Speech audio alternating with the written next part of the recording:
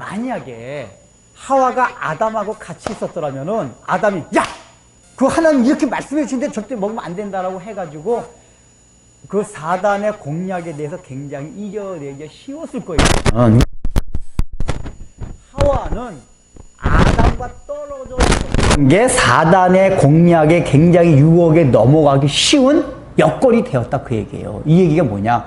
그 당시 아담과 하와는 뭐죠? 인류 최초의 가정이에요. 신앙 공동체였었어요.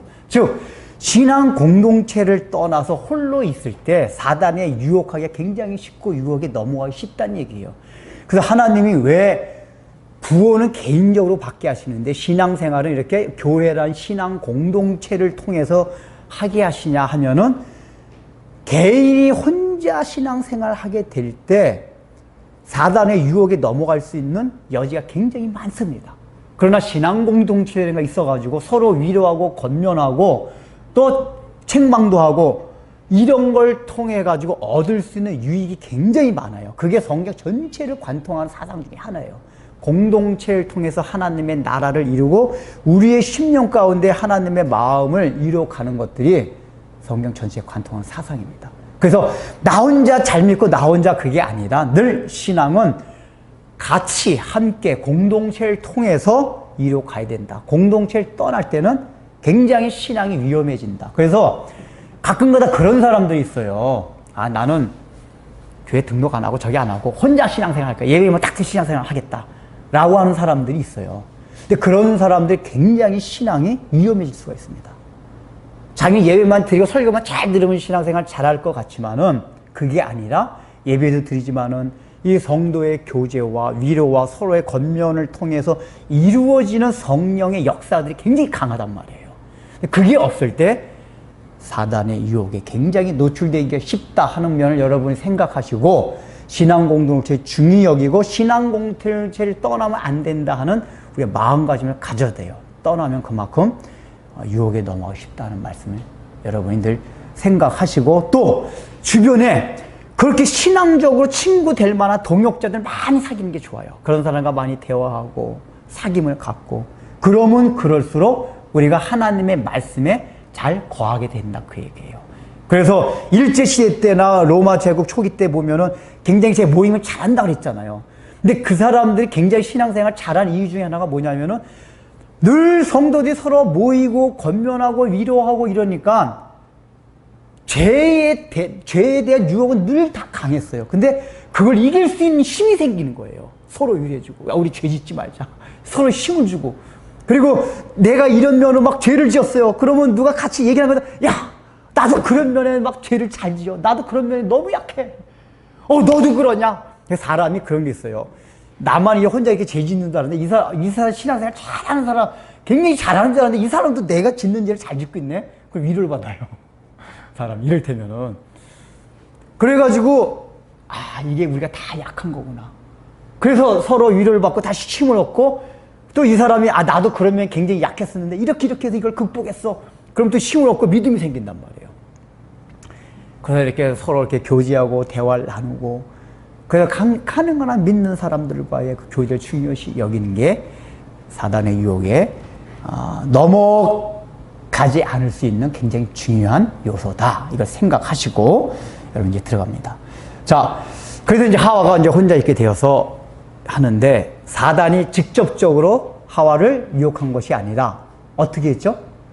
사단이 뱀의 속에 들어가가지고 했습니다. 이게 우리가 이해할 때는 굉장히 어떻게 보면 이해하기가 힘들어요. 근데 사단은 뭐라고 했습니까? 영이라고 했어요. 사단도 그렇고 악한 영들이 다 영이라고 그랬잖아요. 그래서 제가 마태복음 강의하면서 그 얘기를 잠깐 드렸는데 사단은 단수 천사장이었고 악한 영들은 그 사단의 명령에 의해 가지고 우리 인간들과 하나님을 어떻게든 대적하게 만들고 이간질시키는 게 다 악한 영의 사역이고 역사라고 그랬었어요. 근데 그 존재들은 육신이 없는 영으로만 존재를 받았단 말이에요. 그래서 인간은 영적인 존재이긴 하지만 흙으로 빚었기 때문에 육체를 입었기 때문에 사람이 영만으로 된 존재는 인지할 수 없단 말이에요. 그래서 늘 사단이 인류 역사 가운데 이렇게 나타날 때는 그 어떤 육체가 있는 인간의 이렇게 몸을 통해 가지고 역사를 많이 해왔어요. 그게 대표적인 귀신 들린 거고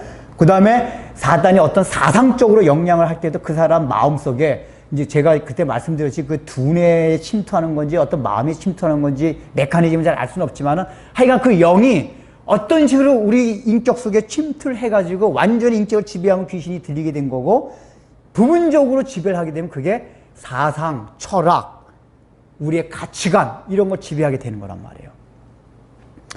그런데 이제 여기서는 사탄이 뱀 속에 즉 하나님이 만든 그 당시 사람이 하와랑 아담 외에는 사람이 없었잖아요.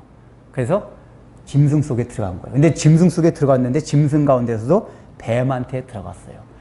근데 여기 보면은 이 뱀에 대한 표현이 하나님이 지으신 들짐승 중에 가장 간교하니라. 여기서 그러니까 우리는 뱀에 대한 이미지가 안 좋아서 번역을 이렇게 간교하다고 했는데 이 원래 원어상의 뜻은 굉장히 좋은 뜻이에요. 아주 지혜롭다 그 얘기예요. 지혜롭고 현명하다. 그러니까 이 얘기는 뱀이 아마 처음에 하나님이 동물들을 창조했을 당시에는 일단은 모든 동물들은 사람하고 친했잖아요. 맨 처음에 여러분들 우리 지금 뱀이 타락을 해가지고 저질 받아서 이렇게 된 거 사람과 가장 원수가 된 거지. 그러니까 지금 우리 본능적으로 뱀을 싫어하잖아요. 그러니까 뱀이 우리를 유혹했기 때문에 원수가 돼서 그런 거고 원래는 일단은 하나님이 처음에 이거 창조했을 때는 모든 동물들과 사람은 다 친했어요. 왜냐하면 그 당시에는 육식동물이 없었기 때문에 다 풀 먹고 살았고 또 사람의 다스림을 받았고 친했었어요.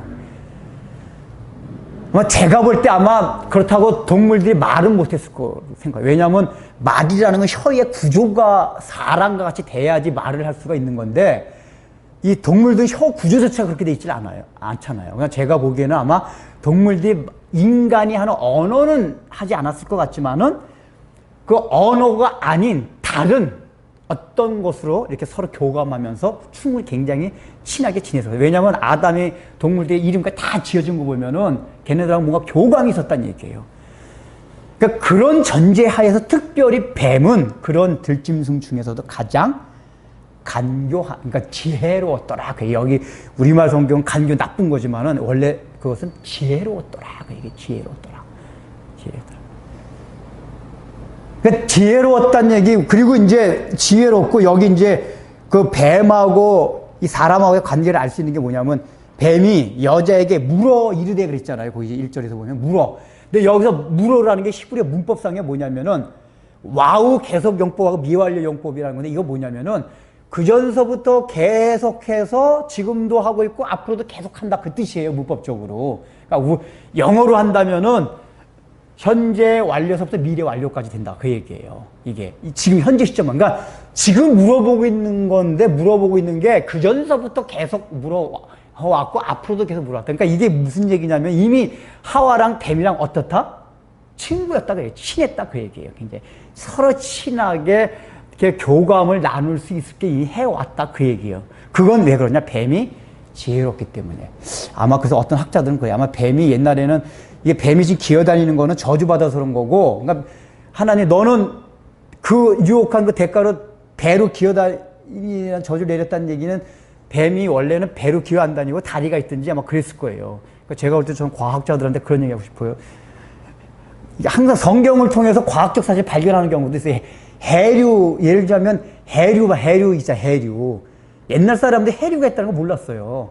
근데 그걸 발견한 사람이 성경을 보다가 시편 구절에 보면 해류를 나타낼 수 있는 성경 구절들이 있어요. 그거 보고 바다에도 어떤 흐름이 성경을 보면 그게 있다는 거를 딱 믿고 그쪽 연구를 한 거예요. 연구를 하다 보니 실제 해류가 있다는 걸 발견했어요. 그런 식으로 제가 보기에는 뱀도 원래 다리가 옛날에는 있었다는 걸 한번 그걸 딱 전제라고 연구를 한번 해보면은 실제로 악어 파충류가 4다리가 있잖아요. 파충류들이. 뱀도 파충류잖아요. 파충류에 다리 4개 있는 것도 있고 지금 뱀은 없는 거 아니에요, 지금. 그러니까 이건 그냥 여담같이 하는 얘기예요. 그러니까 이제 실제로 아마 뱀이 다리가 4개 아마 있었을 거고, 와이가 이제, 그리고 아이가 사람이 볼 때 혐오스러운 모습이 아니라 굉장히 지혜롭고, 막 그랬을 거예요. 지금은 제일 혐오스럽잖아요. 그러니까 나는 다, 모든 걸 사랑하고, 이렇게 동물들 그러는데 뱀만은 절대 안 그렇거든요. 뱀은 무조건 죽여요, 저는. 그러니까 왜냐면 뱀은 너무 혐오스럽기 때문에 일단 보면 그냥 돌을 막 찍고 막 해요. 그냥 막 해가지고 뱀은 무조건 거기 뱀은 죽이는데 잔인하고 그런 거 막 뱀 아니 본능적으로 그렇게 돼요. 본능적으로. 여러분 안 그러세요? 뱀 다 혐오스럽잖아요. 우리를 꿰서 그래요. 그러니까 유전인재 그게 이미 다 이게 우리 유전인재 뱀 하면 저놈의 새끼 우리 유혹한 이게 이제 다 화와서 내려온 거예요. 이제 이게 제가 보기에는 본능적으로 싫어하는 게.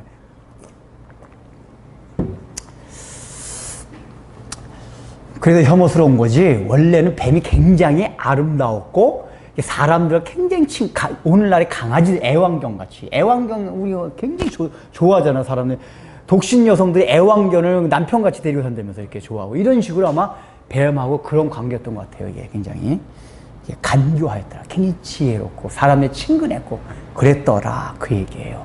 있겠죠. 그러니까 이 얘기는 뭐냐? 사단이 왜 뱀한테 들어갔을까? 뱀이 하와와 가장 친근했기 때문에.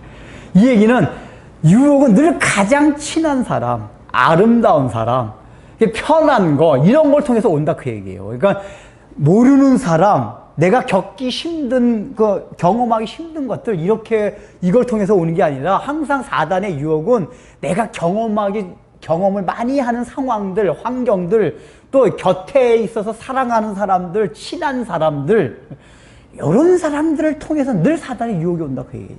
그러니까 늘 그러잖아. 우리가 여러분 가장 시험거리가 많이 오는 사람이 어디예요? 남편이나 아내나 자식이나 부모예요. 그렇지 않아요? 꼭 새벽 기도 끝나고 나서 은혜 엄청나게 받아가지고 집에 오면 남편이 속을 뒤집어 놓는다잖아요. 남편이 아내 자식이. 그런 얘기 제가 수도 없이 들었어요. 새벽 기도 갔다가 옛날에 그분들 얘기 들어보면 새벽 기도 가서 그날따라 은혜 굉장히 많이 받아 가면 그날따라 남편이 막 속을 뒤집어 놓고 막 아내가 속을 뒤집어 놓고 자식들이 학교 가서 속을 뒤집어 놓고 그런데고. 그러니까 이 사단이 뱀한테 들어가서 뱀을 통해서 했다는 얘기는 항상 사단의 유혹은 가장 이렇게 가까운 곳을 통해서. 그러니까 내가 긴장하지 않을 상황 속으로 이렇게 유혹하러 온다 그 얘기예요. 그래서 성경은 늘 사단을 뭐라고 표현하냐면 광명한 천사라고 표현해요. 빛의 천사라고 표현해요. 그러니까 우리는 사단하면 악마하면 늘 어떻게 생각하냐면 고정적으로 갖고 있는 이미지가 악마하면 막 이빨 2개 막 튀어나오고 뿔 달리고 드라큘라 같이 이런 걸 자꾸 악마 그렇게 생각하잖아요. 그래서 성경이 말하는 악마 사단은 늘 그냥 광명한 천사예요. 빛으로 나타나요. 이걸 아셔야 돼요. 결코 사탄이 우리가 생각하는 막 이빨 2개 달리고 막 뿔 달린 피 질철철철 흘리는 드라큘라 같이 안 나타난다 그 얘기예요. 이 얘기는 뭐냐면 현실적으로도 이게 굉장히 나쁘고 안 좋은 상황 속을 통해서만 사단이 우리를 유혹하는 게 아니라 굉장히 좋은 상황, 아름다운 그런 걸 통해서 우리가 잘 살아갈 때 사단의 유혹이 우리에게 가장 심할 수 있다. 그러니까 그런 면에 있어서는 핍박받고 막 환란이 있는 그런 시대보다는 어떤 시대에 사단의 유혹이 더 심해요? 이렇게 평화가 있고 돈도 잘 벌고 아무 문제도 없고 남편도 승진도 잘하고 자식들도 학교 잘 들어가고 하는 굉장히 평화롭고 좋고 그래 긴장감을 늦출 수 있는 그런 상황과 환경이 오히려 사단이 우리를 유혹하기 굉장히 쉬운 그런 환경이다 이 얘기예요. 조심을 해야 된다 그 얘기예요. 아마 하와가 오늘날에 우리가 생각해 뱀이 혐오스러운 그 동물이었으면은 딱 다가서 말할 때 으악 저기 말을 해. 아마 하와가 깜짝 놀래가 도망갔을 거예요. 혐오스러운. 근데 이게 자기가 예를 들면은 애완견이 어느 날 말을 해. 이놈이 말을 못해도 교감이 통하는데 주인님하고 말을 했다고 하지 마. 그러면 그때 그 사람한테 그 도망가자. 깜짝 놀라지만, 이게 말을 해. 더 막 귀하게 보고 막 그럴 거 아니. 이게, 하와도 그랬단 말이에요. 이게 원래 혐오스러운 것 같았으면 말을 했으면 놀래가지고, 이게 왜 이래? 그랬을 텐데 너무 사랑스러운 게 말을 하니까 우리 더 사랑스럽잖아요. 긴장의 품 싹 놓게 만든단 말이에요. 그래서 이미 유혹에 넘어갈 수 있는 이 긴장의 끈이 놓아져가지고 아주 좋은 조건이 되었다 그 얘기예요. 그 상태에서 이제 사단이 뱀을 통해서 어떻게 유혹하나 봅시다. 자, 처음에 뭐라고 말합니까? 이르되 하나님이 참으로 너희에게, 여기까지만 합시다. 자, 뭐라고 해요? 하나님이 참으로 너희에게. 자, 그런데 여러분 1절 초반에는 3인칭 전지자적 시점에서 이게 지금 모세가 썼기 때문에 이게 쓰여진 거잖아요. 그죠? 그러니까 3인칭 전지자적 이 작가의 시점에서 그 글을 볼 때는 하나님을 뭐라고 표현했죠, 지금? 이 작가의 시점에서 하나님을 표현한 게 뭐죠, 여기서? 그런데 뱀은 하나님의 명칭이 뭐예요? 여호와 하나님이라고 하였다. 여호와 하나님이. 이 작가적 시점에서 하나님을 명칭한 게 여호와 하나님이 그랬어요. 근데 지금 뱀은 뭐라고 말하죠? 하나님이. 그리고 나중에 봅시다.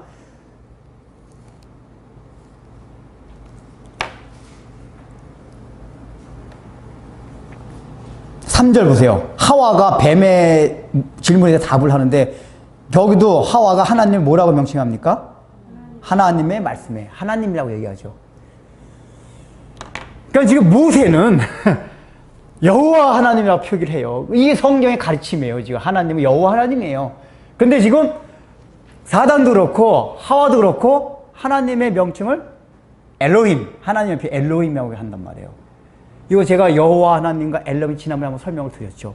엘로힘, 하나님 뭐라고 말하? 하나님은 뭐를 의미합니까? 이거는 전능하신 분, 힘 있는 분, 이런 걸 나타낼 때 엘로힘이에요. 그러니까 하나님의 전지하고 전능하시고 위대하시고 이런 것만 나타내는 엘로힘이에요. 근데 여호와라는 그 명칭 속에 담겨 있는 게 뭐랬죠? 우리와 언약을 맺은 분. 그 언약을 끝까지 이루기 위해서 인도하시는 신실하신 분. 이 의미를 강조할 때 성경은 늘 여호와 하나님이라고 표현한다고 말씀을 드렸어요.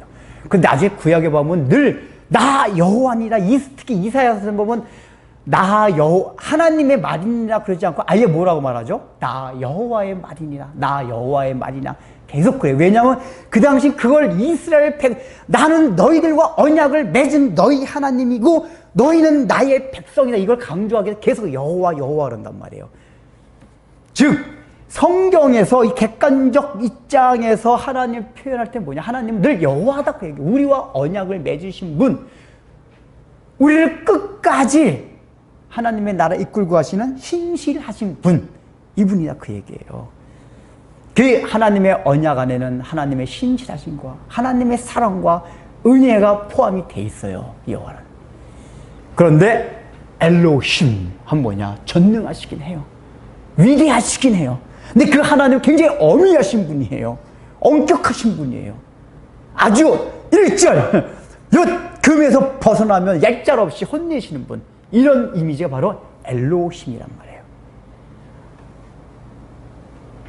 그러니까 원래 하나님은 여호와 하나님이신데 지금 사단이 하와한테 하나님에 대한 이미지를 바꾸더라는 거예요. 야, 엘로힘이 하나님이.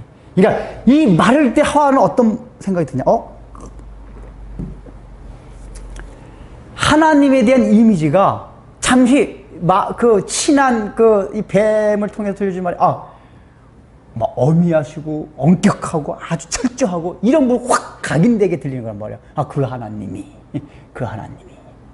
그러니까 여호와라는 그 하나님보다는 어미하고 이런 그 분이 너의 계획이란 말이에요. 그러니까 이미 사단은 이 하나님의 명칭을 통해 가지고 하와로 하여금 하나님에 대한 이미지를 바꿔놓으려고 하는 거예요. 이미. 그러니까 이미지라는 거는 깊이 생각은 하지 않지만은 딱 처음에 그걸 떠올릴 때 딱 떠오르는 생각이죠, 생각. 그러니까 하나님 하면 네가 이제 딱 이미 사단이 하와한테 딱 미리 선을 야, 하나님이 여호와가 아니라. 그러니까 이 얘기를 하고 하와가 하나님 그 어미하시고 위대하, 이걸 딱 생각하게 만드는 거예요. 그래, 그 다음에 참으로 너에게 동산 모든 나무의 열매를, 여기에 길이 들였으니까 하와도 나중에 하나님이라고 말하는 거란 말이에요. 자, 근데 뭐라고 말하냐? 너에게 동산 모든 나무의 열매를 먹지 말라 하시더냐. 자, 원래 하나님이 아담한테 하실 때 뭐라고 하셨죠? 동산 모든 나무는 먹되 그렇죠? 먹되 중앙에 있는 선악과만 먹지 말라 그랬어요. 근데 사단이 뭐라고 물어보죠? 야, 하와야, 하나님이 참으로 너희에게 동산 모든 나무의 열매를 먹지 말라. 그러니까 잡아 이미 원래는 모든 나무를 먹으라고 하셨어요. 그리고 먹지 말라고 한 건 딱 하나, 선악과만 먹지 말라고 하셨어요. 근데 사단은 이제 바꿔가지고 모든 나무의 열매를 먹지 말라 하시더냐. 이게 객관적으로 팩트상으로는 분명히 아니잖아요. 팩트상으로는 뭐죠? 모든 나무는 먹으라고 한 거고 먹지 말라고 한 건 선악과란 말이에요. 근데 이미 하나님이라는 명칭 속에서 하와의 이미지, 하나님은 어미하신 분 있었어요. 그리고 이미 하와의 마음속에 뭐가 있었냐, 이게 딱 하면서 이제 사단은 늘 사람이 갖고 있는 조그만 틈, 막 비집고 들어올 수만 있으면 들어올 수 있는 바늘구멍만한 이 틈이라도 그걸 비집고 들어와요.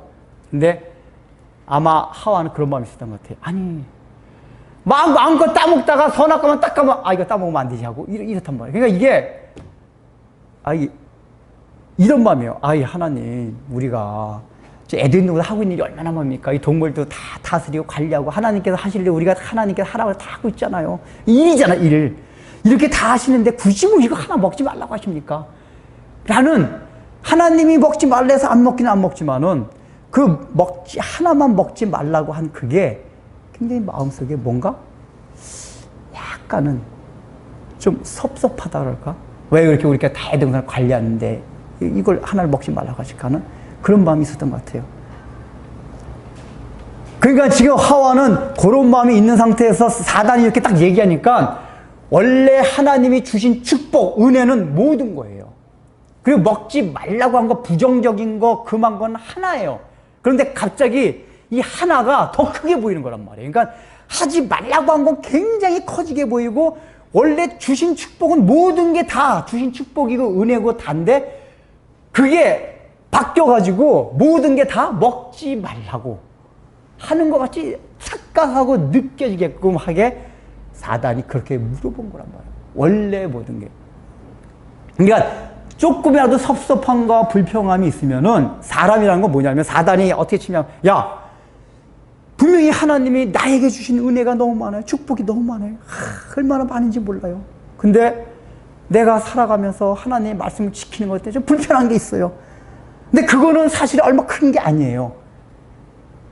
근데 사단이 거기에 대해서 우리가 감사하지 않고 조금이라도 섭섭하거나 이런 마음이 있으면 그 속을 딱 비집고 들어와요. 야, 하나님이 너 모든 걸 먹지 말라고 하더냐? 그러니까 이게 무슨 얘기냐면은 갑자기 우리의 마음에 감사할 수 있는 축복, 은혜, 그게 너무 많은데 이게 먹지 말라고 한 하나님의 은혜라고 생각하지 아니한 그게 너무 크게 보여서 순간적으로 하나님 모든 걸 먹지 말라고 하신 것 같이 느껴진단 말이에요. 이 얘기 뭐냐? 자, 여러분들 보세요. 여러분, 하나님이 여러분들에게 주신 거 굉장히 감사할 게 뭐가 있죠? 제일 첫 번째? 공기 돈 주고 안 사 먹는 거. 그렇잖아요. 이 공기. 이 얼마나 감사해요. 햇빛 돈 안 주고 햇빛 쬐을 수 있는 거. 이게 사실은 무궁무진하게 우리한테 감사하는 것들이에요. 이게 여러분들 우리나라 물도 안 사 먹죠. 요즘 사 먹긴 하지만 하여간 가장 인간이 살아가는 데 있어서 가장 필요 충분한 조건의 1호가 되는 공기, 햇빛 이런 것들을 다 공짜로 먹단 말이에요. 하나님이 커져 주셨어요. 근데 이게 사실은 가장 중요한 걸 줬음에도 불구하고 내가 살아가면서 조금 잘 살라고 하고 탐욕을 부여가지고 남보다 더 높이 올라가려고 하고 이런 게 좀 잘 안 돼가지고 하나님이 거기서 좀 막아놓으시고 넌 뭐 하지 말라 이런 것 때문에 믿는 것 때문에 불편한 게 있으면은 그거 하나 때문에 어떤 마음이 드냐. 하나님에 대한 섭섭한 마음이. 공기 주시고 햇빛 주시고 물 주신 그 은혜까지 다 까먹는다 그 얘기예요. 다 까먹어요. 모든 걸 다 먹지 말란 것 같이 느껴져요. 그거 자기가 살아가면서 굳이 없어도 되는 거, 남보다 좀 높지 않아도 되고, 남보다 좋은 학교 안 가도 상관이 없는 그런 거 하나 가지고 섭섭해가지고 하나님 이것도 안 이루어집니까? 라고 이런 섭섭한 마음이 사단이 탁 유혹하고 그 유혹에 넘어가게 하면은 기존에 주신 무궁무진한 그 복까지도 다 아무것도 아니게 만든단 말이에요. 특별히 무궁무진한 복이 뭡니까? 우리가 구원받았다는 거. 내가 천국의 자녀가 되었다는 거. 하나님의 백성이 되었다는 거. 이게 하나님이 주신 놀라운 복이에요. 우리 예수 믿는 사람들은 다시는 선악과 빼놓고 다 먹으라는 얘기예요, 이게. 그러니까 엄청난 축복이 있어요. 근데 우린 늘 어떻게 사단이 야, 다 먹지 말라고 하더냐? 꼭 이렇게 물어봐요.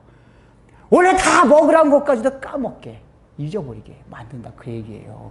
여러분 지금 주변에 내가 하나님과 받은 복이 얼마나 많은지를 다시 한번 생각해 보세요.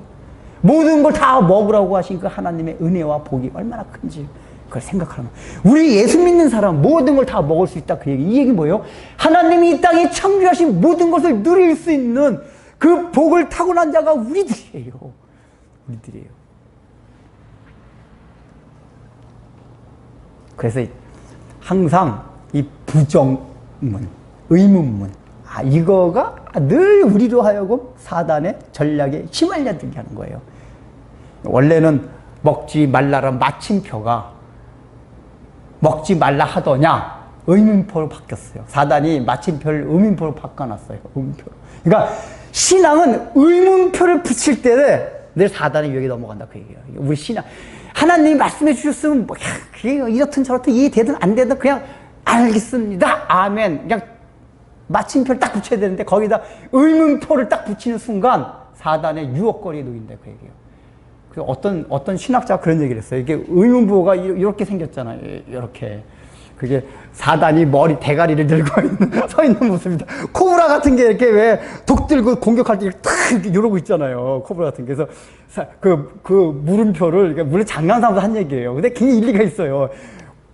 뱀이 그냥 사람 공격하라고 그냥 탁 대가리 쳐들고 있는 모습이 의문부호다. 그러니까 우리가 하나님을 향해서 대가리 쳐들고 딱 하는 모습이 의문부호다. 의문부호다, 그 얘기예요. 하나님, 이거 왜 그렇습니까? 이거 왜 그렇죠? 이러고 시작하면 그때부터 뭐야? 이제 하나 대가리 들고 하나 대드는 거란 말이야, 이제. 그러니까 우리 그리스도인들은 의문표를 붙이면 안 돼요. 마침표를, 예, 알겠습니다, 아멘. 이래, 왜 그렇죠? 요거 이제 토 달고 이게 땅 붙이는 순간부터 이제, 이제 마귀, 넌 내 밥이다. 다 이제, 내 전략에 다 말려들고 있구나. 다 마귀가 회심의 빛을 준단 말이에요. 먹지 말라 하더냐? 이렇게 물어봐요.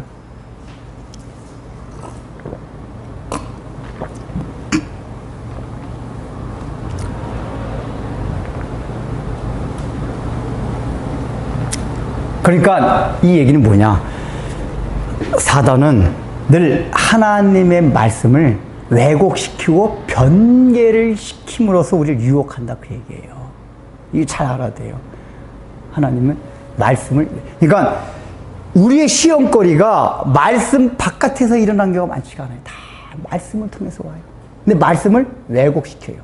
변개를 시켜요. 그리고 우리가 말씀을 잘 배워야 돼요. 그러니까 늘 기독교인들이 받는 가장 큰 시험은 무엇이냐 하면은, 세상으로 받는 시험도 있지만은 하나님의 말씀을 교묘하게 가장을 해가지고 변개시켜서 하는 시험이 굉장히 힘들어요. 그래서 교회에서 목사님들이 성경 말씀을 잘못 가르치면 굉장히 무서운 결과를 낳아요. 왜냐?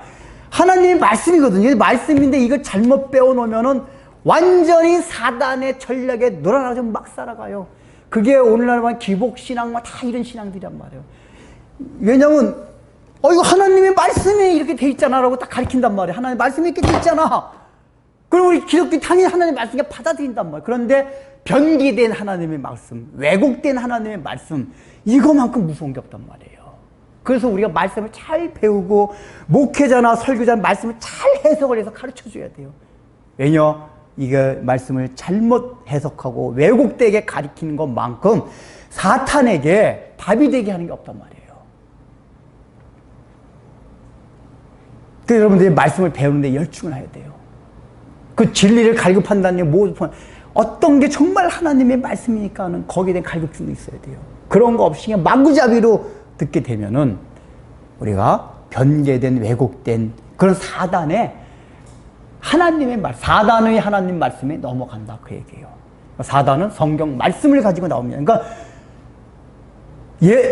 사단이 예수님을 시험할 때도 그랬잖아요. 성경을 가지고 시험을 해서 성경을 가지고 거기에 대해서 예수님은 어떻게 물리셨죠? 또 말씀으로 또 물리셨어요. 그러니까 사단도 말씀으로 시험하고 예수님도 말씀으로 물리셨어요.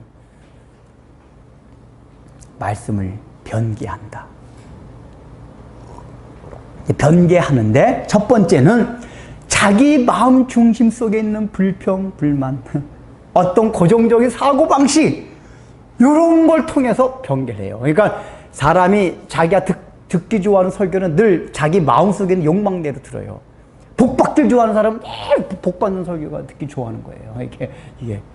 그리고 하나님의 말씀으로 하나님을 알려고 하지 않고 자꾸 오감으로 느끼려고 하는 사람들은 그 신비적인 체험 같은 거, 은사주의 같은 그런 교회에서 하는 설교, 그런 설교 딱 들어오게 돼 있어요. 그러니까 지금 하와가 여기서 그런 마음이 있을 때 모든 열매를 먹지 말라 하시더냐 이렇게 물어봤을 때 그게 순간적으로 그렇게 생각이 들었다는 얘기는 하나님의 말씀에 대한 그 불평, 불만 있던 것이 하나님의 말씀을 변개시키는 작용을 하게 된다. 이걸 여러분이 아셔야 됩니다. 자, 그 다음에 그래서 그 다음에 또 사단이 한 두 번째 거짓말이 있습니다. 이제 하와의 대답을 하기 전에 3절이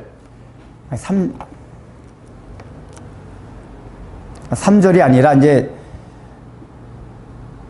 4절 보면은 4절은 이제 4절은 좀 다음 주에 더 자세하게 하겠는데 일단 4절 보세요. 4절이 뭐라고 말해죠? 너희가 결코 죽지 아니하리라 라고 얘기를 해요. 그러니까 왜냐하면 이제 하와가 죽을까 하노라라고 3절에서 얘기를 하니까 여기 대해서 뱀이 사단이 뭐라고 해요? 결코 죽지 아니하리라 라고 얘기를 해요. 하나님은 죽으리라 얘기를 했어요. 그러니까 이것도 사단이 하나님 말씀을 변개시키는 건데 죽는다는 얘기는 다른 말로 하면 뭐죠? 하나님의 심판을 얘기해요. 그러니까 하나님의 말씀을 어겼을 때에 올 심판을 말하는 거란 말이에요. 근데 이 사단이 죽지 아니하리라고 얘기하는 건 뭐냐면은 그 하나님의 말씀을 순종치 않았을 때 올 심판을 우습게 여기라 그 얘기해요. 그 아무것도 아니다 그 얘기해요. 근데 이렇게 될 만한 이유가 있습니다. 자, 여러분. 제가 이거 지난번에도 한번 얘기한 것 같은데 아담 하와가 하나님이 너 이거 따먹으면 정령 죽으리라 그랬어요. 근데 죽음이란 걸 알았을까요? 몰랐을까요? 몰랐죠. 죽어봤어야 죽음이란 걸 알고 오늘날에 우린 죽음이란 걸 알잖아. 그러나 아담 하와 죽음이란 걸 몰랐어요. 애들은 무슨 죽음을 알아요. 그 개념조차 없었거든요. 근데 하나님이 죽으리라 그랬으니까 처음 들어보는 말이란 말이에요. 근데 그게 따먹으면은 안 된다. 그러니까 거기에서 어떻게 하나님이 부정적이고 안 좋다는 그 개념을 알았겠지만은 죽음이라는 게 구체적으로 오늘날 우리가 생각하듯이 이렇게 육신의 생명이 탁 끝나고 흙으로 돌아오고 이런 거 몰랐을 거란 말이에요. 이제 막연하게만 뭐 그냥 뭐 안 좋은 걸 거다. 예를 들면 이게 진짜 죽는다는 게 1차 사망, 2차 사망, 그러니까 우리 육체적으로 완전 흙으로 다시 돌아가고 나중에 2차 사망이 지옥이잖아. 지옥 가고 이런 걸 오늘날 우리가 알았듯이 알았더라면은 죽음에 대한 하나님의 경고의 메시지에 굉장히 더 강한 그 마음의 인식작용이 있었을 거예요. 근데 죽으리라. 그래서 죽어? 그거 죽나 보다. 이렇게 생각하고 있었단 말이에요. 그렇게 생각을 했었기 때문에 그 확신이 없는 상태란 말이에요. 긴가민가. 그러니까 사단이 딱 거기서 죽지 않아. 그러니까 여기에 대해서도 그래 죽지 않는구나. 이런 마음이 드는 거란 말이에요. 우리가 하나님의 심판, 지옥, 천국, 우리가 하나님 나라에서 받을 영광, 여러분 이런 걸 생각할 때 이거 우리가 경험해봤어요? 안 해봤어요? 여러분 지옥 경험해봤어요? 나? 천국 경험해보셨어요? 그리고 천국에 가서 하나님이 쓰여진 면류관 경험해보셨어요? 이거 안 해봤죠? 이런 걸 안 해보니까 우리들 마음속에 그 하나님이 나중에 줄 심판이라는 건 꼭 저주만 있는 게 아니에요. 그러니까 상급 심판, 그러니까 심판이라는 것 자체가 판단하다 그 얘기만. 그러니까 너희의 그걸 따라가지고 상도 주고 벌도 주고 그러는 얘기란 말이에요. 근데 그 결과를 우리가 아직 보지 않았기 때문에 우리 예수 믿는다 할지라도 우리 마음속에 그런 확신들이 없어요. 우리 정말 지옥을 경험했으면 자기 자식이 정말 예수 안 믿고 있으면은 마음에 불이 들어가지고 하나님 막 기도하려고 하나님 예수 믿게 달라고 달지. 왜냐하면 우리는 육신적으로 누가 안 만들어도 기도하고 난리 하잖아요. 근데 영적으로 병든 거에 대해서는 우리가 별로 영적으로 병들었대요. 이렇게 끝난단 말이에요. 그 병든 거로 인해 가지고 닥쳐질 그 영적인 심판의 결과가 얼마나 무서운지를 우리가 경험하지 않아서 잘 몰라요. 그 확신이 없으니까 영적으로 죽으면 나중에 화인 맞아가지고 아무것도 아니게 되는데, 이렇게 태연하게 한다니까, 우리들이. 정말 영적으로 제가 죽어 있는 줄 알면 정말 하나님 옆에 정말 그냥 막 저기 할 텐데, 우리가 그걸 경험해보지 않았으니까 죽는데, 이러고 얘기를 해요, 우리가. 그러니까 하나님이 주신 말씀만 가지고 믿어야 된단 말이에요. 원래 아담하도 죽는다는 게 뭔지 잘 모르지만 경험하진 않았지만은 하여간 그게 무서운 거로 알고 거기에 대해 절대로 먹으면 죽는다 이걸 해야 되는데 뭐 죽음이 잘 모르니까 뭐 죽는데 죽을까 하노라. 그러니까 이 하와가 대답하는 거 좀 보세요. 뭐라고 해요? 죽을까 하노라. 이게 뭐죠? 안 죽는다는 얘기는 아니에요. 하와 얘기 이 뉘앙스가 그렇잖아요. 하나님은 정령 죽으리라 그랬는데 하와는 지금 뱀한테 뭐라고 얘기하죠? 정령 죽을까 하노라 그랬어요. 그랬어 하나님. 죽을까 하노라 그 얘기는 뉘앙스가 그거란 말이에요. 뭐 죽는다고 했는데 그냥 뭐 그런가 봐. 이런 식으로 얘기를 한 거란 말이에요.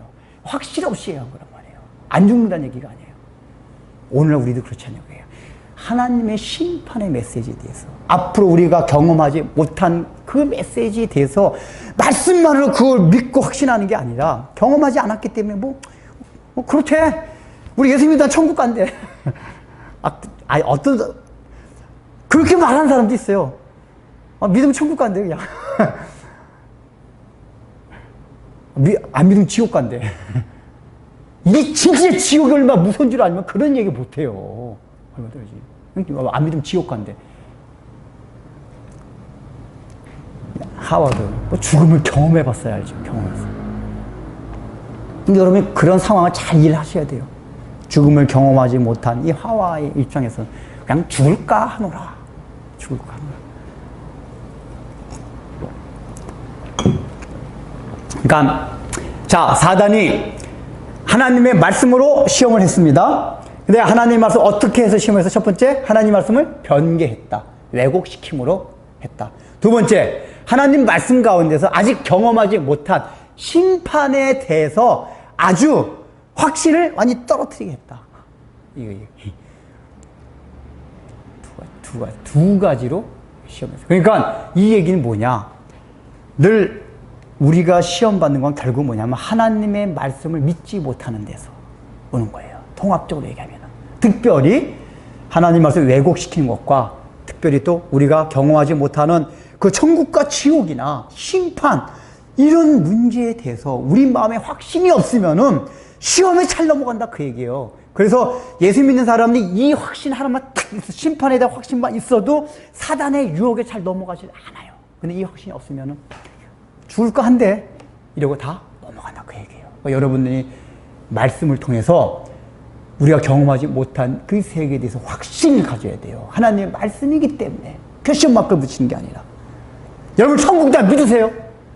예수 안 믿으면 지옥 간다는 거 다 믿으세요? 그 지옥이라는 게 얼마나 무서운 데인지 예수님이 표현했잖아요.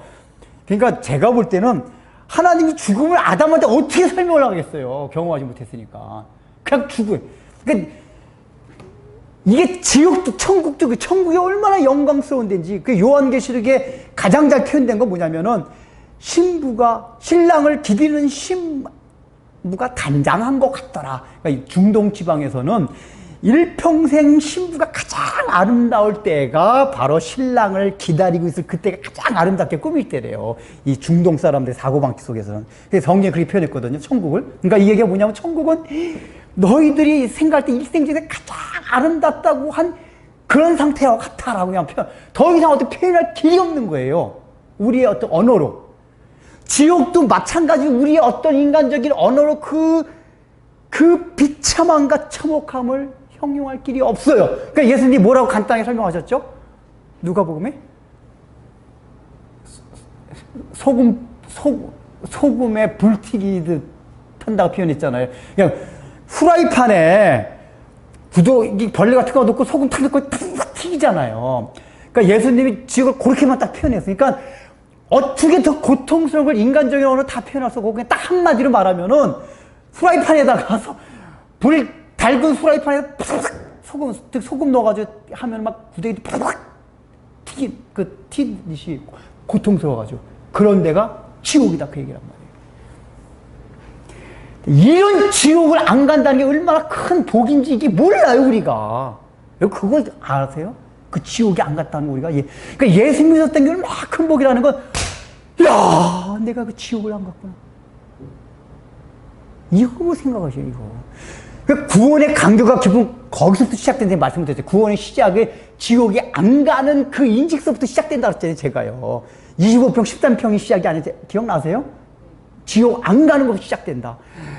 그 끔찍한 지옥. 저는 조금 경험했잖아요. 목욕탕에 제가 설명했잖아요. 목욕탕 뜨거운데, 뜨거워. 그래도, 지옥이, 이것만 해도 나 죽겠는데. 그거 안 간 것만, 하나님 감사합니다. 내가 아무리 못 살아도, 지옥 안 가요. 너무 감사합니다. 어릴 때인데 그런 마음 좀 들더라니까요. 그 심판을 믿네, 심판. 하나님의 심판. 그리고 우리가 예수 믿어가지고 말씀대로 순종을 살아가서 얻을 그 하나님의 영광. 그 영광이 얼마나 좋은지. 전화 여러 배 다 몰라요. 알 수가 없어요. 다. 그러나 그냥 말씀으로 믿는 거예요. 그냥. 그 얼마나 큰지를. 하늘나라의 영광이. 그래서 마귀는 그렇게 말씀을 변개시킨다. 자, 이제 거기에 대해서 하와가 뭐라고 대답을 합니까? 2절. 여자가 뱀에게 말하되 동산나무의 열매를 우리가 먹을 수는 있으나. 그 다음 말에 말해. 그러니까 이게 다 성경 사실대로 얘기하는 거 말씀드려요. 우리가 먹을 수 있으나. 3절. 동산 중앙에 있는 열매는 하나님의 말씀에 너희는 먹지도 말고 만지지도 말라. 자, 일단 첫 번째 봅시다. 2절. 동산나무의 열매를 우리가 먹을 수 있으나. 여기서 뭘 빼먹었죠, 하와가? 모든. 하나님은 모든 나무를 먹을 수 있으나라고 얘기를 했어요. 근데 하와는 지금 모든을 뺐어요. 그러니까 싫은 거예요, 그러니까. 이게 분명 하나 알고 있어요. 모든 나무를 먹으라는 거 알고 있어요. 그러나 이게 하나 먹지 말란 그게 너무 걸려가지고 모든 축복해준 게 깎아다 내리는 거예요. 하나님 모든 거 먹겠지만, 내 기분상, 느낌상으로는 모든 게 아닌 것 같은 거예요. 그 선악과 하나 때문에. 기분 팍 잡혔다 그 얘기예요. 다 먹게 했으면 저긴데, 모든 거 다 먹게 하긴 맞는데, 선악과 하나 때문에, 원래 모든 걸 먹게 해주신 그게 자기 느낌과 정서상으로 모든 게 아닌 것으로 느끼고 있었다 그 얘기예요. 하와가 이렇게 얘기했다는 얘기는. 그러니까 지금 하와는 하나님의 말씀을 어떻게 했어요? 뺀 거예요. 아까 마귀는, 뱀은 하나님의 말씀에 첨가했어요. 근데 지금 하와는 하나님의 말씀에 뭘 뺐어요. 그러니까 하나님의 말씀에 가감을 했다 그 얘기. 마귀가 나타난 게 하나님의 말씀에 뭘 더하거나 뭘 빼는 자. 이게 무섭다 그 얘기예요. 하와는 지금 모든 걸 뺐어요. 빼요. 우리가 이런 걸 충분히 할 수 있다고 해요. 그래서 아까 말씀드렸듯이 하나님이 주신 모든 은혜가 우리가 한 가지 걸려있는 게 있으면 늘 어떻게 느껴져요? 모든이라고 안 느껴질 수가 있다 그 얘기예요. 우리의 감론에. 그래서 하나님 말씀을 제하게 돼요. 그러니까 여러분들 하나님 말씀을 제하지 마십시오. 하나님께서 분명히 우리에게 다 이런 축복을 주셨는데 그 말씀을 제하냐 그 얘기예요. 제하냐 그 얘기예요. 성경에 있는 건 하나라도 빼먹으면 안 돼요. 그것을 뺄 때 우리는 마귀의 시험에 넘어가게 된다. 그리고 두 번째, 저 하와가 대답을 하는 가운데 그렇게 모든 걸 다 하나님 말씀 하나 빼먹었나 뭐라고 거담이냐? 너희는 먹지도 말고 만지지도 말라. 여기 뭐죠? 말씀을 일단 첨가를 하죠. 첨가를 하는데 또 첨가에다 하나 변개도 시켜요. 변개시켜요. 하나님께 먹지 말라고만 얘기를 했어요. 근데 여기 뭐예요? 먹지 도 말고 만지지 도 말고라고 했어요. 여기에 이 말 속에 드러난 하와의 심정이 어떤 거겠어요? 아니 이게 잘 인간 성경 읽을 때는 행간도 읽어야 되고 제가 설교를 늘 그렇게 하잖아요. 행간을 읽고 이 상황 속에서의 이 사람 그 당시 상황 속에서를 이렇게 잘 우리가 추적을 해가지고 상황 속에서 어떻게 이해까지 하잖아요. 그러니까 요 당시에 하와가 이렇게 말했다는 건 마귀가 이렇게 딱 물어보니까 이제 마귀의 뱀의 말이 조금씩 넘어가니까 아 맞아 하나님이 그거 먹지도 말고 만지지도 말래. 일단은 뭘 과장법 쓴 걸 알겠죠, 그죠? 원래 만지지도 말라는 얘기는 안 하셨어요. 그 다음에 먹지도라고는 안 그러고 그냥 먹지 말라 그랬어요. 그러니까 먹지도라고 얘기한 건 뭐냐면은 기분 나쁘다고 얘기해요. 먹지도 말래 그거 먹지도 말래 이 얘기란 말이야. 그러니까 먹지 말란 말은 똑같았어. 팩트는 똑같은데 도자가 들어감으로 인해 가지고 자기 기분 나쁜 감정을 표현한 거란 말이에요. 먹지도 말래 먹지도 말래 이거 표현한 거란 말이에요. 먹지도 말래. 거기다가 첨가해서 만지지도 말래. 이제 사람이 한번 이제 저기 하기 시작하면은 야 만지지도 말해 만지지도. 이 말씀 하셨어요 안 하셨어요? 이 말씀 안 하셨단 말이에요. 먹지 말라 그랬지 만지지 말란 말 안 하셨단 말이에요. 이 얘기는 아마도 하와의 이런 심리를 우리가 추정해 볼 수가 있습니다. 아담과 하와가 둘이서 팔짱 끼고 데이트하면서 걸어다니다가 이렇게 딱 가다가 에덴 동산 중앙에 딱 가지고 선악과 나무 딱 봤어. 어이구 딱 먹으면 안 되지. 그러니까 특히 아담은 하나님의 말씀을 직접 들었잖아요. 그러니까 하나님 말씀에 대한 그게 있기 때문에 그 아마 제가 볼 때 야 근처도 가지 마 근처도 가지 마. 우리가 그런 게 있잖아. 이게 너무나 거기에 대해서 그게 있으면 근처다 만지지 마 만지지 마. 하와 혹시 만지지 마 만지지 마. 아담이 그랬을지도 몰라요. 왜 하나님의 말씀은 먹지 말라는 거 있지만은 먹지 않기 위해서 이게 과잉 반응이라는 게 있잖아요. 사람이라는 게 과잉 먹지만 않으면 되는데 내가 볼 때 아마 이제 이게 성경 전체적인 볼 때 남녀 간의 차이를 볼 때 아마 하와가 선악과가 보면 먹기 아름답더라고 보면 굉장히 과일 중에서 아주 탐스러웠던 것 같아요. 그러니까 굉장히 아마 막 이렇게 만지고 짚고 막 이랬을 거란 말이에요. 근데 하나님 명령에는 먹지 말을 거니까 이게 막 아담이 아니 하나님이 먹지 말라고 했지 만지는 게 없었잖아. 그래 막 만지랬을 거야. 근데 아담이 야 만지지 마 그러니까 만지다가 뭘 생각하면 어떡하려고 그래. 막 아담이 혼냈을지도 몰라요. 이렇게 우리가 이제 생활을 해 그렇다 이게 아담과 하와가 맨날 생활했으니까 맨날 둘이서 뭐해요? 둘이서 데이트하면서 이제 선악과 나무도 갔다 여기 갔다 저기 갔다 하면서 몇 번 그랬을 거예요. 그러니까 이게 지금 하와 내리 속에 있는 거란 말이에요. 그러니까 만지지도 마 이런 거는 이제 그런 것도 있지만은 그 먹지 말란 하나님의 말씀에 대한 과잉 반응이 있었다고요. 과잉 반응. 이게 뭐냐? 우리가 하나님의 말씀에 과잉 반응이 있을 때가 있다 그 얘기예요. 그러니까 이거 조심해야 되는 게 뭐냐면은 하나님이 뭘 하라 하지 마라 성경이 많잖아요. 근데 이걸 너무나 철저히 지키려고 하다가 과잉적으로 반응하는 사람들이 있어요. 이게 뭐냐? 역사 가운데 나타난 금욕주의고 고행주의예요. 하나님이 세상을 사랑하지 말라 이렇게 했단 말이에요.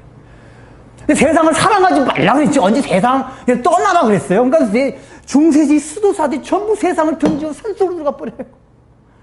사막으로 들어가요. 과잉 반응하게 돼요. 먹지 말라 그랬지 언제 만지지도 말라 그랬냐 그래요. 근데 요렇게 될 때 늘 신앙에 오류가 생기고 사단의 시험이 와요. 그러니까 늘 금욕주의 고행주의 가운데서 잘못된 신앙 형태가 인류 역사 우리 기독교 역사 가운데 굉장히 많이 나타났어요. 그러니까 하나님이 딱 하라는 것만 하면 그거 딱 하면 되는데 우리가 과잉 반응을 해가지고 거기다 아니야 세상을 사랑하지 말라 했으니까 세상에 살게 되면 세상을 사랑할지도 몰라. 우리는 아예 사목 속에 들어가야 돼. 저 절벽 꼭대기에 그리스 메테오라 알죠? 옛날에 스페인도 그렇고 그리스 가보면 전부 수도원은 막 절벽 꼭대기에 막 사람도 오르네. 그건 다 지어놨다네요. 이런 데 있어야지 세상을 사랑하지 않을 수 있어.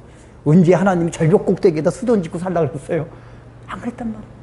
세상에 같이 살라고 그랬지. 이런 식으로 우리가 만지지도 말라. 근데 이렇게 되면은 어떤 증상이 일어나냐.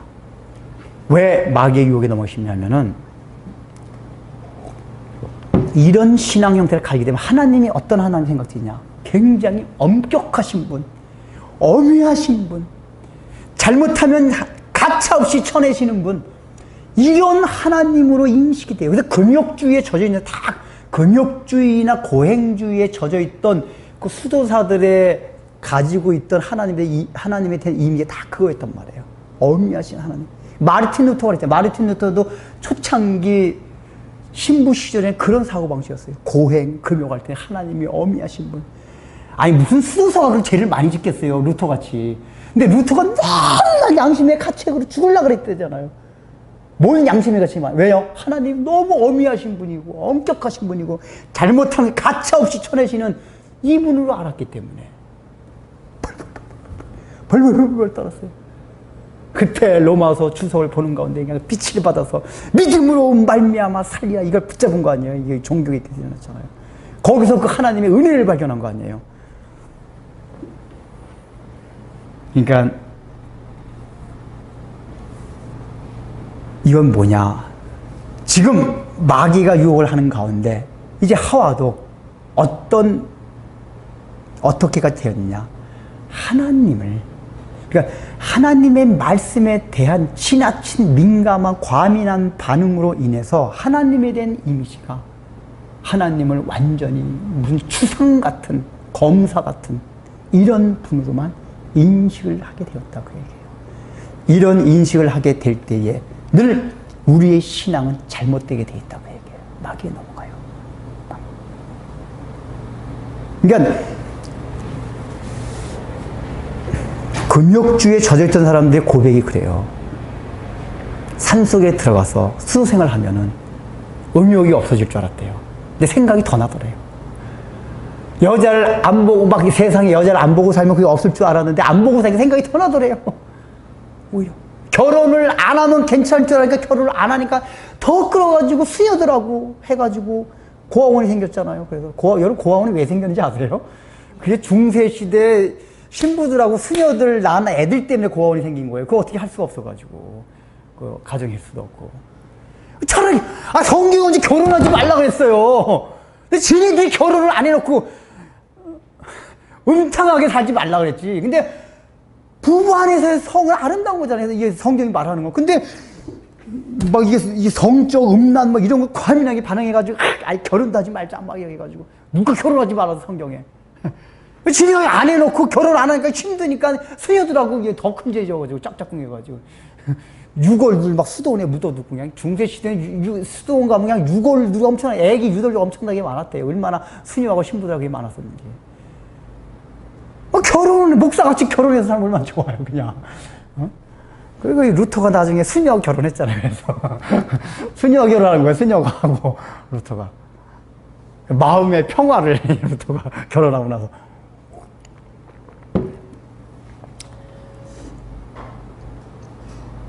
그러니까 하나님은 우리에게 뭐 하라 하지 말라 하는 얘기가 우리를 올가매기 위해서 주신 분이 아니다 그 얘기. 여러분 이걸 아셔야 돼요. 그러니까 이런 하나님은 잠깐만요. 하나님이 우리를 올가매는 분으로 자꾸만 한단 말이에요.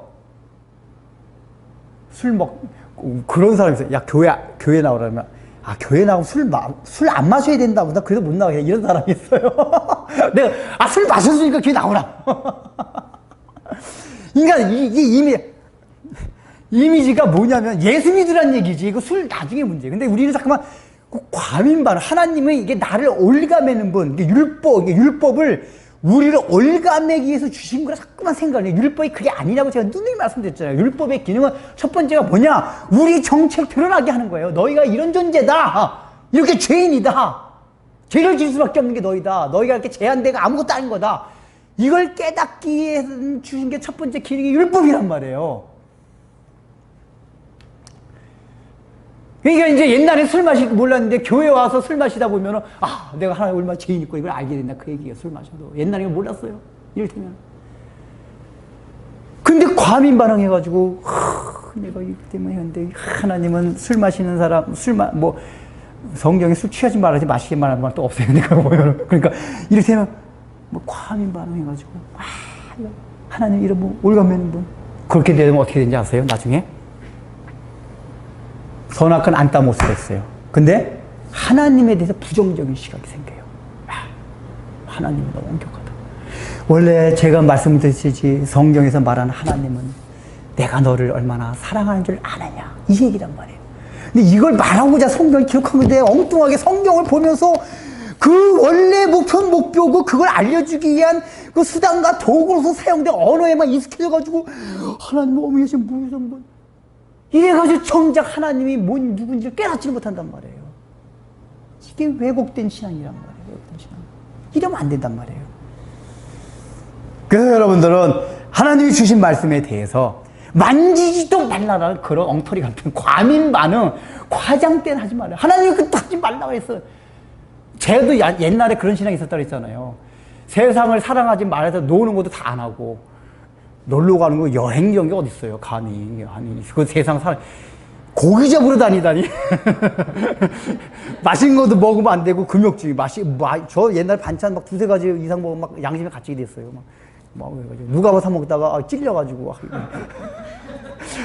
중학교 때 남이 안 먹는 누가 봐 장학금 받아가지고 이게 너무 먹고 사 먹는데 이거 내가 사치하는 거 아닌가?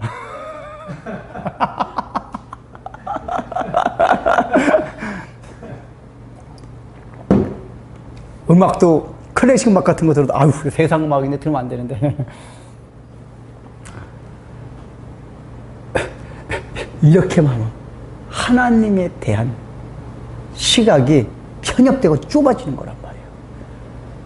그러니까 하나님이 주신 그 정말 뭘 누리지 못하면서 살았어요. 제가 지금 누리면서 살아요. 저를 봐요. 고기 잡으러 갈 때 재밌게 가서 저같이 재밌게 노는 사람 봤어요, 여러분들? 어디 가면 저보다 재밌게 노는 사람 없어요. 우리 딸내미가 놀 때 꼭 저만 찾아요. 엄마하고 놀면 재미가 없대요. 엄마는 그냥 놀 때 어영부영, 나는 놀면은 그냥 눈을 불뚝 놀거든요. 막 그냥 소리 질러대면서 막 그냥 트럼프를 해도 그냥 소리 질러대면서 트럼프를 해요. 네가 이렇게 놀아야 재밌잖아요. 아빠하고 놀아야 막 노는 것 같고 막 소리 막 질러대고.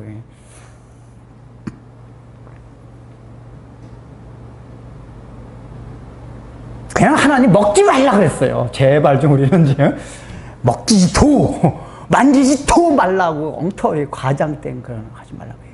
그냥 먹지 않으면 돼요. 그냥 먹지 않으면. 무슨 말씀 이해 되시죠? 예.